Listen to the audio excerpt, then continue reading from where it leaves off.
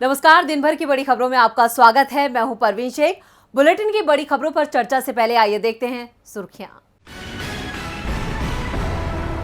हिमाचल प्रदेश के दौरे पर पहुंचे पीएम मोदी। शिमला के रिज मैदान से जनता को किया संबोधित। बोले, हम नए भारत को बनाने के लिए कर रहे हैं काम।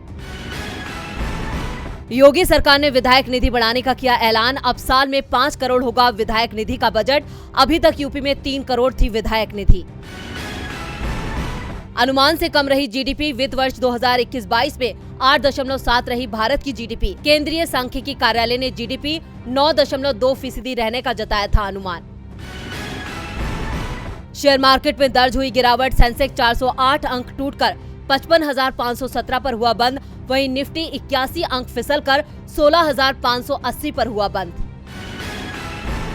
तो ये थी सुर्खियां। आइए अब बात करते हैं आज की सबसे बड़ी खबर की। राज्यसभा चुनावों के लिए नामांकन का आज आखिरी दिन था। आमतौर पर राज्यसभा के चुनाव निर्विरोध हो जाते हैं, लेकिन जब से बीजेपी केंद्र की सत्ता पर काबिज हुई है, तब से निर्विरोध चुनाव की परंपरा खत्म सी हो गई है।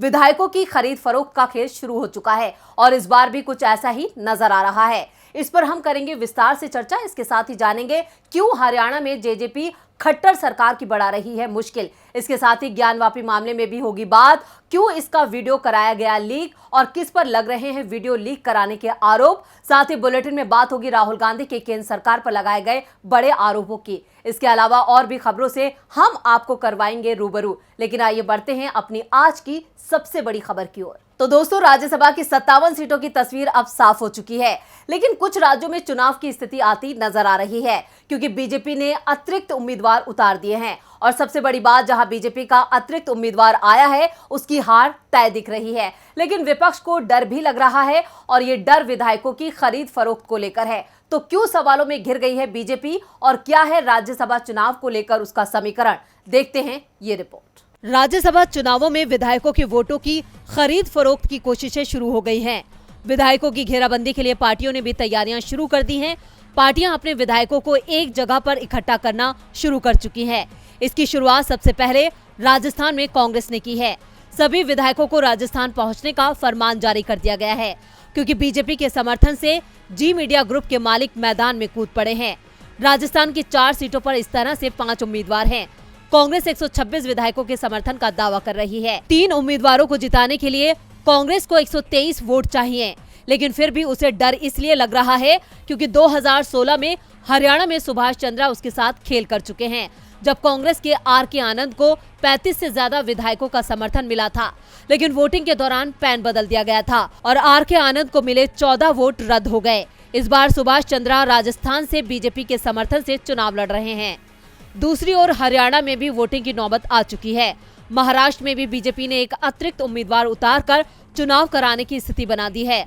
महाराष्ट्र की 6 सीटों में से बीजेपी के हिस्से 2 सीटें आती दिख रही थी, क्योंकि एक सीट जीतने के लिए 42 वोटों की जरूरत है। बीजेपी के पास 106 विधायक हैं, उसे 2 सीट आसानी से मिल जाती और इसके बाद उसके पास 22 वोट अतिरिक्त बच रहे थे। पार्टी को 20 वोटों की कमी थी, लेकिन फिर भी बीजेपी ने उम्मीदवार उतार दिया है। इसे लेकर शिवसेना नेता संजय राउत ने आरोप लगाया कि बीजेपी राज्य में खरीद फरोख्त की संस्कृति को बढ़ावा दे रही है। वे खरीद फरोख्त की कोशिश कर रहे हैं। उनके लिए अपना तीसरा उम्मीदवार खड़ा करना एक चाल थी। हमारी सरकार इस चुनाव पर कड़ी नजर रखे हुए है। विपक्ष को जिन राज्यों में विधायकों की खरीद फरोख्त का सबसे ज्यादा डर लग रहा है, उसमें हरियाणा सबसे ऊपर है। यहाँ एक बार फिर वोटिंग की स्थिति तैयार हो गई है। 2 सीटों के लिए 3 उम्मीदवारों ने नामांकन दाखिल किया है। एक सीट जीतने के लिए 31 वोट चाहिए और कांग्रेस के पास 31 ही वोट हैं। ऐसे में कांग्रेस को चिंता है, एक भी विधायक खिसका तो 2016 जैसा परिणाम आ जाएगा, जहां कांग्रेस के पास पर्याप्त वोट होने के बावजूद उसका समर्थक उम्मीदवार हार गया था। हरियाणा में जेजेपी ने साफ कर दिया है कि वो निकाय चुनाव अपने दम पर लड़ेगी। बीजेपी के साथ निकाय चुनावों में कोई गठबंधन नहीं है और न ही जेजेपी राज्यसभा चुनावों में बीजेपी का साथ देगी। हरियाणा की 2 सीटों पर राज्यसभा चुनाव होने हैं और इन 2 सीटों के लिए 3 उम्मीदवार चुनाव मैदान में आ गए हैं। कांग्रेस ने अजय माकन को चुनाव मैदान में उतारा है, तो बीजेपी से कृष्ण पवार उम्मीदवार बनाए गए हैं। अगर 2 ही उम्मीदवार होते तो निर्विरोध चुनाव हो जाता, लेकिन अंतिम दिन पूर्व मंत्री विनोद शर्मा के बेटे कार्तिकेय शर्मा ने निर्दलीय नामांकन दाखिल कर चुनाव को रोचक बना दिया है। बीजेपी को उम्मीद थी कि सत्ता में उसकी सहयोगी जेजेपी राज्यसभा चुनावों में उसकी मदद करेगी। जेजेपी के विधायक मतदान होने की सूरत में उसके प्रत्याशी को वोट देंगे। लेकिन अब जेजेपी ने साफ कर दिया है कि उसके विधायक बीजेपी के साथ नहीं जाएंगे, बल्कि कार्तिकेय के पक्ष में मतदान करेंगे। जेजेपी के राष्ट्रीय अध्यक्ष अजय चौटाला ने कहा कि अब हम चुनावों के लिए पूरी तरह से तैयार हैं। निकाय चुनाव हो या राज्यसभा, किसके साथ जाना है ये फैसला जेजेपी लेगी। राज्यसभा चुनावों में जेजेपी ने कार्तिकेय शर्मा को समर्थन का फैसला किया है। हम मर्यादा में रहकर कार्तिकेय के समर्थन में वोट मांगेंगे। खट्टर सरकार से समर्थन वापसी का अभी फैसला नहीं लिया गया है, लेकिन बीजेपी को चुनावों में हम वॉक ओवर भी नहीं देंगे, उसके खिलाफ पूरी ताकत से लड़ेंगे। दूसरी ओर जेजेपी नेताओं की ओर से संकेत मिल रहे हैं कि निकाय चुनावों के परिणाम तय करेंगे कि खट्टर सरकार कितने दिन चलती है। निकाय चुनावों में बीजेपी का प्रदर्शन खराब होता है तो जेजेपी खट्टर सरकार से समर्थन वापसी का विचार कर सकती है। ऐसे में राज्य चुनाव और फिर निकाय चुनाव तय करेंगे कि हरियाणा में खट्टर सरकार कितने दिन चलेगी। कांग्रेस को अपना किला मजबूत करना होगा। पार्टी ने अपने विधायकों को एकजुट रखा तो जीत तय है। राज्यसभा चुनाव की लड़ाई तो दिलचस्प हो चुकी है, साथ ही देश में मंदिर मस्जिद को लेकर भी एक दिलचस्प लड़ाई चल रही है। वाराणसी की ज्ञानवापी मस्जिद में सर्वे के दौरान क्या मिला, इसकी जानकारी गुप्त रखने को कहा गया था। फिर भी सर्वे का वीडियो लीक किया गया। इसमें हिंदू पक्ष फंस गया है। ज्ञानवापी मस्जिद काशी विश्वनाथ विवाद कब थमेगा, अब ये सवाल सभी के जहन में उठ रहा है, क्योंकि इस विवाद के चलते दोनों समुदाय आमने सामने आ गए हैं और अपनी अपनी दलीलें पेश कर रहे हैं और हिंदू पक्ष की तरफ से बार बार नए दावे पेश किए जा रहे हैं। हालांकि मामला कोर्ट में है और बीते दिन कोर्ट ने 4 जुलाई तक के लिए सुनवाई को टाल दिया है।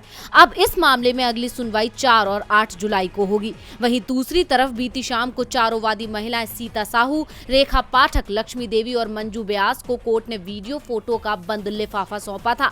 लिफाफा सौंपने के थोड़ी ही देर बाद वीडियो लीक हो गया था। ऐसे में इसे कोर्ट के आदेश का उल्लंघन माना जा रहा है। हालांकि महिलाओं का दावा है कि उनका सील पैक लिफाफा अभी तक खुला नहीं है, लेकिन इसके बावजूद वीडियो लीक हुआ है।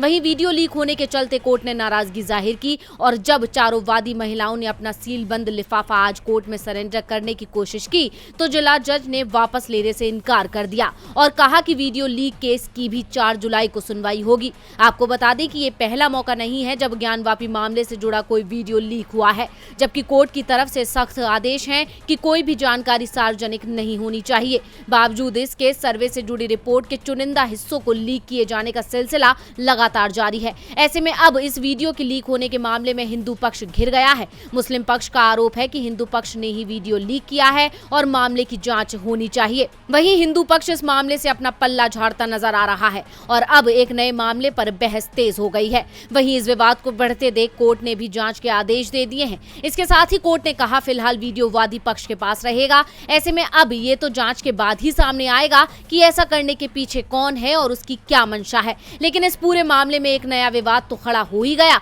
जिससे ये विवाद और आगे खिंच जाएगा। ज्ञानवापी मामले में जो मुख्य मामला है उस पर तो सुनवाई 4 जुलाई को होगी, लेकिन उससे पहले वीडियो लीक मामले की सुनवाई शुरू हो जाएगी। कोर्ट की सुनवाई पर सभी की निगाहें लगी हुई हैं कि कोर्ट किसके पक्ष में फैसला सुनाएगा।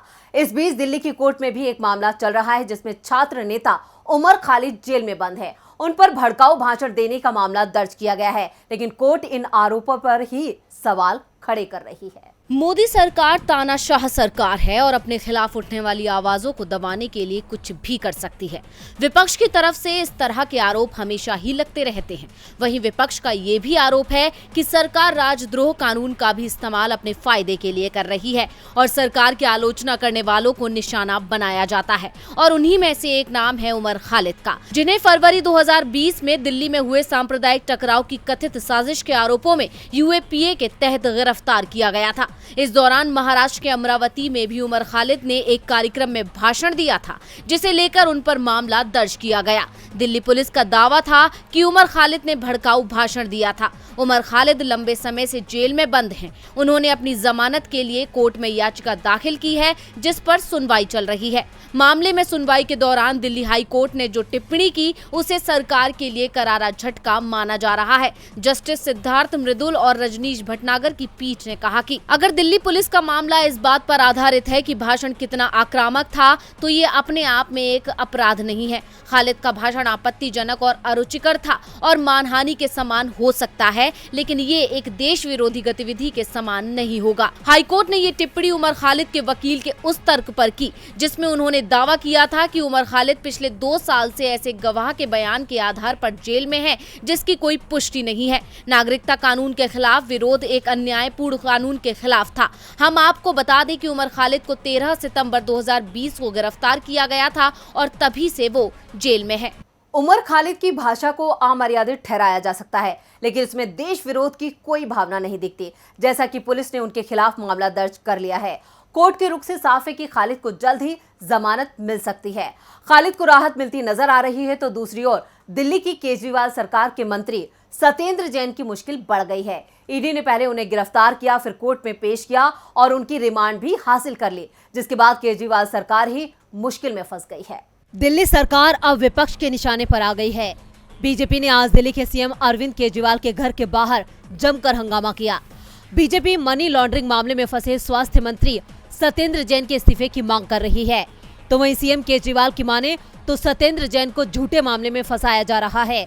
ईडी का गलत इस्तेमाल करते हुए मोदी सरकार उन पर दबाव बना रही है, तो वहीं ईडी का शिकंजा सत्येंद्र जैन पर कसता जा रहा है।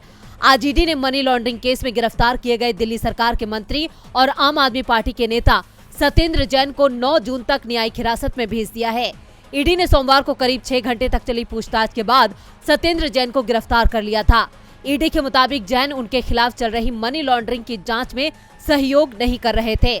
सत्येंद्र जैन को मनी लॉन्ड्रिंग मामले में कथित तौर पर शामिल बताया जा रहा है। दिल्ली की अरविंद केजरीवाल सरकार में स्वास्थ्य, गृह और बिजली सहित दूसरे विभागों को संभालने वाले जैन को मंगलवार को राउज एवेन्यू कोर्ट में पेश किया गया था। जैन की तरफ से वरिष्ठ वकील एन हरिहरन पैरवी कर रहे हैं, जबकि सॉलिसिटर जनरल तुषार मेहता केंद्रीय एजेंसी की तरफ से पेश हुए। हालांकि अब कुछ देर पहले ही दिल्ली के मुख्यमंत्री और आम आदमी पार्टी के राष्ट्रीय संयोजक अरविंद केजरीवाल ने अपनी सरकार के मंत्री सत्येंद्र जैन की गिरफ्तारी पर चुप्पी तोड़ते हुए कहा था कि जैन के खिलाफ ईडी का मामला पूरी तरह से फर्जी और राजनीति से प्रेरित है। केजरीवाल ने कहा कि उनकी सरकार और आम आदमी पार्टी बेहद ईमानदार है, भ्रष्टाचार को बर्दाश्त नहीं करती है। उन्होंने आगे कहा कि हमें न्यायपालिका पर पूरा भरोसा है। सत्येंद्र जैन मुश्किल में है, केजरीवाल सफाई दे रहे हैं, लेकिन अब सवाल उठ रहा है कि वो सत्येंद्र जैन का इस्तीफा कब लेंगे, कब उन्हें बर्खास्त करेंगे। सवाल केंद्र सरकार पर भी उठ रहा है। मोदी सरकार की नोटबंदी के फैसले को लेकर कांग्रेस सांसद राहुल गांधी ने बड़ा आरोप लगाया है। तो क्या कहा है राहुल गांधी ने, देखते हैं ये रिपोर्ट। मोदी सरकार के 8 साल पूरे हो चुके हैं और बीजेपी सरकार देश भर में अपनी सफलताओं का ढिंडोरा पीट रही है, लेकिन कांग्रेस सांसद हर बार इन सफलताओं की पोल खोल देते हैं। राहुल गांधी ने एक बार फिर नोटबंदी को लेकर मोदी सरकार पर निशाना साधा है। कांग्रेस के पूर्व अध्यक्ष राहुल गांधी ने जाली नोटों से जुड़ी आरबीआई की एक रिपोर्ट का हवाला देते हुए मंगलवार को केंद्र सरकार पर निशाना साधा। राहुल ने आरोप लगाया कि नोटबंदी काले धन को सफेद करने के लिए की गई थी। उन्होंने ये भी कहा कि नोटबंदी का दर्द देश कभी नहीं भूलेगा। राहुल गांधी ने फेसबुक पोस्ट में कहा कि 8 नवंबर 2016 को नोटबंदी के नाम पर देश को अचानक लाइन में लगा दिया गया। लोग अपना ही पैसा निकालने के लिए तरस गए। कई घरों में शादियां थी, बच्चों और बुजुर्ग के इलाज चल रहे थे, गर्भवती महिलाएं थीं, लेकिन लोगों के पास पैसे नहीं थे। घंटों लाइन में लगने की वजह से कई लोगों की मृत्यु हो गई। राहुल गांधी ने दावा किया कि 2022 में रिजर्व बैंक के हवाले से खबर आई कि बैंक में पहुंचे 500 के 101.9% और 2000 रुपए के 54.16% से ज्यादा नोट नकली हैं। 2016 में जहां 8 lakh crore cash in circulation में था, वहीं आज 31 lakh crore cash in circulation में है। सवाल है कि आपके डिजिटल इंडिया, कैशलेस इंडिया का क्या हुआ प्रधानमंत्री जी। राहुल गांधी यही नहीं रुके, बल्कि उन्होंने आगे कहा, नोटबंदी के वक्त मैंने कहा था कि ये राष्ट्रीय त्रासदी है, गलत फहमी में मत रहिए। मोदी जी से गलती नहीं हुई है, ये जानबूझ के किया गया है ताकि आम जनता के पैसे से मोदी मित्र पूंजीपतियों का लाखों करोड़ रुपए का कर्ज माफ किया जा सके और उनके काले धन को सफेद किया जा सके। राहुल गांधी ने दावा किया कि राजा के एक तानाशाही फरमान ने जनता को कभी ना भूल पाने वाली चोट दी है। नोटबंदी का दर्द देश कभी नहीं भूलेगा। और बुलेटिन के आखिर में बात केंद्रीय जांच एजेंसियों पर उठते सवालों की। देश में गड़बड़ी की जांच के लिए कई एजेंसियों का गठन किया गया है। सीबीआई से लेकर ईडी तक की टीम हेराफेरी करने वालों पर पैनी नजर रखती है। यहां तक कि विपक्षी पार्टियों के नेताओं के घर की तलाशी भी ली जाती है, लेकिन हकीकत में दोषियों पर कार्रवाई नहीं हो पाती है। सीएजी की रिपोर्ट बताती है कि करोड़ों की हेराफेरी की जांच कहां चल रही है, इसका किसी को कुछ पता नहीं है। यानी देश में जांच केवल दिखावा है, असल में दोषियों को बचाना है। मोदी सरकार दावा करती है कि हम देश से भ्रष्टाचार की जड़ों को मिटाकर रहेंगे। इसके लिए कई कानून भी बनाए गए, साथ ही अफसरों को भी तैनात किया गया, लेकिन सरकार ने जो कहा था वो केवल कागजों में दब कर रह गया, जबकि हकीकत में तो देश में गड़बड़ी के लाखों मामलों में जांच ही शुरू नहीं की गई है। और अगर किसी केस की जांच शुरू हो गई तो सरकार की नाकाम नीतियों की वजह से वो अधूरी रह गई। आंकड़ों पर गौर करें तो पता चलेगा कि कानून के हाथ लंबे होने के बावजूद वो दोषियों पर कार्रवाई नहीं कर सके। सीएजी की रिपोर्ट में ये सब हैरान करने वाले खुलासे हुए हैं। सीएजी की रिपोर्ट बताती है कि 5 दर्जन मामले तो 25 सालों से लटके पड़े हैं। सरकारी खजाने की 930 करोड़ 78 लाख रुपए की राशि के दुरुपयोग, चोरी और नुकसान के कुल 135 मामले लंबित चल रहे हैं। 491 करोड़ 78 लाख रुपए की राशि से जुड़े 86 मामलों में विभागीय कार्रवाई शुरू तो की गई, जिन्हें अंतिम रूप नहीं दिया गया। वहीं 268 करोड़ 9 लाख रुपए के 17 मामलों में आपराधिक कार्रवाई को अंतिम रूप दिया गया, मगर धनराशि की वसूली नहीं हो सकी। इनमें से सर्वाधिक 64 मामले 1995, 96 या इससे भी पहले के हैं। 25 सालों से ज्यादा पुराने इन 64 मामलों में 400 करोड़ 7 लाख रुपए की सरकारी धनराशि का नुकसान हुआ है। 2006 से 2010-11 के बीच कुल 17 मामले हैं, जिनमें 310 करोड़ 31 लाख रुपए का नुकसान हुआ है। रिपोर्ट के अनुसार इनमें सबसे अधिक 41 मामले सिंचाई विभाग से जुड़े हैं। कुल 121 करोड़ 3 लाख रुपए के इन मामलों में से 4 मामलों में अभी तक कार्रवाई शुरू नहीं की गई, जिनकी कुल राशि 16 करोड़ 7 लाख रुपए है, जबकि 36 करोड़ 95 लाख रुपए के 35 मामलों में विभागीय कार्रवाई शुरू तो की गई, मगर उसे अंतिम रूप नहीं दिया जा सका। यह आंकड़े सरकार की उस नाकामी के गवाह हैं जिसे वो हमेशा छिपाने की कोशिश करती है। ऐसे में सवाल उठता है, क्या नियत में खोट की वजह से नीतियां फेल हुई हैं? तो आज इस बुलेटिन में बस इतना ही। देखते रहिए डीबी लाइव। नमस्कार।